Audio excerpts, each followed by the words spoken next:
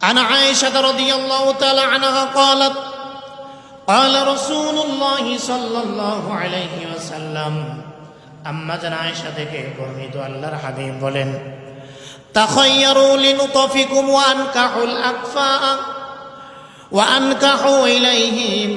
আল্লাহর হাবিব বলেন, তোমরা তোমাদের ভবিষ্যৎ বংশধরদের স্বার্থে উত্তম মহিলা গ্রহণ করো।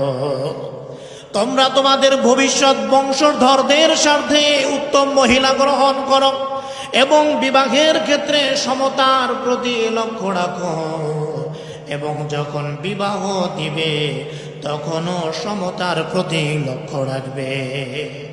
সমতার প্রতি যদি লক্ষ্য না হয় তাহলে এই সংসারের মধ্যে মারামারি হবে, কাটাকাটি হবে, ঝামেলা হবে, মাথা ফাটাবে। সন্তানরা এইগুলি দেখে দেখে শিখবে। এভাবেই বুঝি মারামারি করতে হয়, স্ত্রীকে বুঝি এইভাবে পিটাইতে হয়, স্বামীর সাথে বুঝি এইভাবেই ঝগড়া করতে হয়। ওদের প্রাথমিক বিদ্যালয় আদর্শ শিক্ষার বিপরীতে তারা বদ আখলাকি শিখবে। এই মেয়েটা যখন আরেকটা ঘরে যাবে, সেম টু সেম মা যেই কাজগুলি করেছে, বাবা যেই কাজগুলি করেছে, এইগুলি করতে থাকবে। ঠিক কিনা? এইগুলি করতে থাকবে।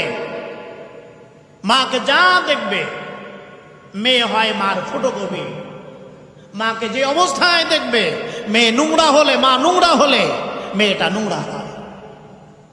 মার চরিত্র খারাপ হলে মেয়ের চরিত্র খারাপ হবে, এর মধ্যে কোনো সন্দেহ নাই।